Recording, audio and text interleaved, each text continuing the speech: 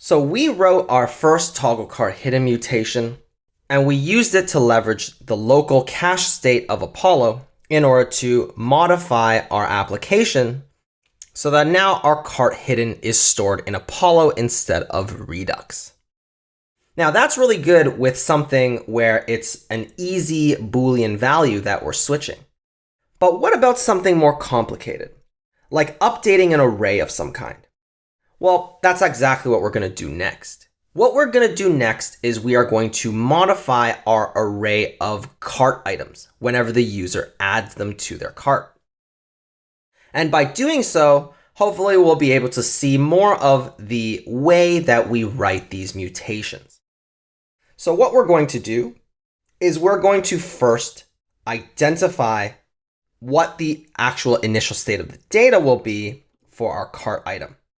So for us, of course, we know that we're going to call it cart items as we did in our reducer with our cart reducer. And we're going to set it as a default value of an empty array. Now, what we want to do inside of our resolvers is we want to add in something to our item. So we know that whenever we add items, we increase the quantity, right? We had some code inside our cart utils where depending on if the item was already in the cart or not, we would either increase the quantity or add a new quantity. So we're going to have to do something similar. So inside of our resolvers, though, we need to make sure that our code knows that that object that is an item might have this quantity property. So we'll say extend type item. So we're extending from the item type inside of our database in our GraphQL server. And we want to put this new quantity value, and it's going to be an integer that might or might not be there. Now, inside of our mutation, we know that we need our new add item to cart method. And this is going to take an item, which is going to be an item. And what this returns back to us is an array of items. Now, there may be items there, they might not be items there. We don't have to ensure that this item exists in here. But we know that this array must come back. Now, what we're going to do is we are going to write that new mutation. So we are going to say here, after our toggle cart hidden mutation, our add item to cart. Inside of here, we are going to ignore the root, and we are going to pass in a variable called item. So this item is going to represent the item we want to add to our cart. So here we'll just make sure to pluck it off of our arguments object. And then we also want our cache. So what we're going to do is we are going to first get the cart items off of our cache state. And what we're going to do is we're going to run those cart utils that we did inside of our reducer that we're used to. So we're actually going to copy these cart utils and we're going to put them inside of our new GraphQL folder where we're going to use them. Where is that? Right here. So let's just drop them in here. And now we have access to our add item to cart function, which we're going to use. So let's import that in from our cart utils folder file, sorry. And now inside of our resolver, what we're going to do is we're going to first pluck off our cart items. Because as you remember, this function expects both the cart items that currently exist and then the cart item we're trying to add.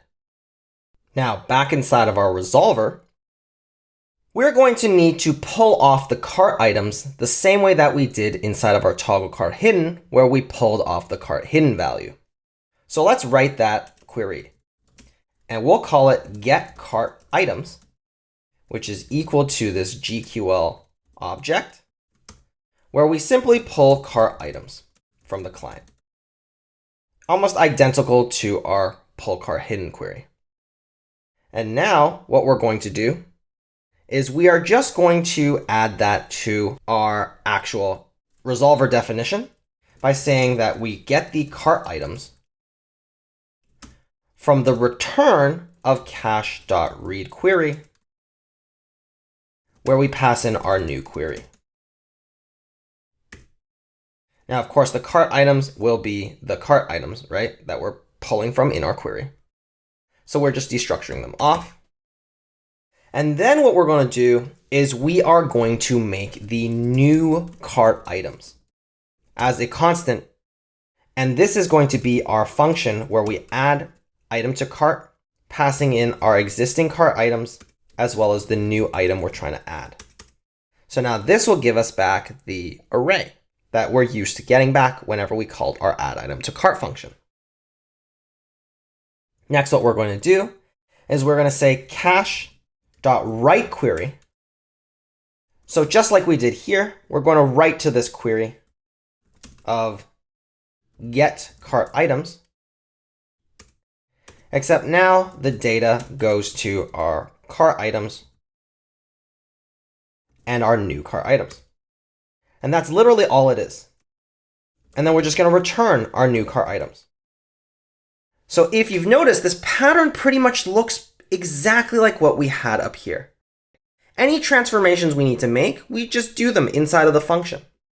We just make sure to return what it is that we're getting as the new values, and then we set them with cache write query. And now we have the ability to add items to the cart. Lowercase this, I accidentally kept that capital.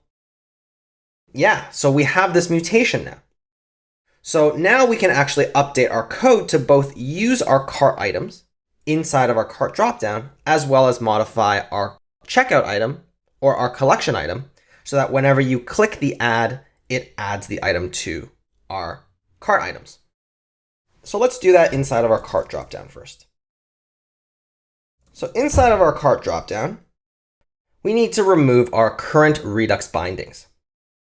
What we have is this map state to props that we don't need anymore because this was what was pulling in the cart items. But now we're going to use our local query. So let's get rid of this connect because we don't need that either. And then we can remove our imports that are calling our Redux libraries that bring those in. Now we do have this last dispatch as well.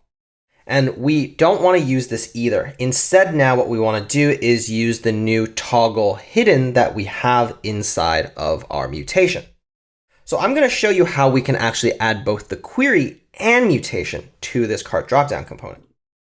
So let's get rid of this dispatch. Let's get rid of this toggle cart hidden. And instead here, let's just call toggle cart hidden, which is a prop that we'll pass in.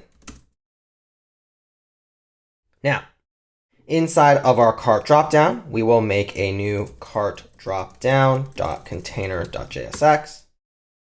And what we'll do is we will import in React from React.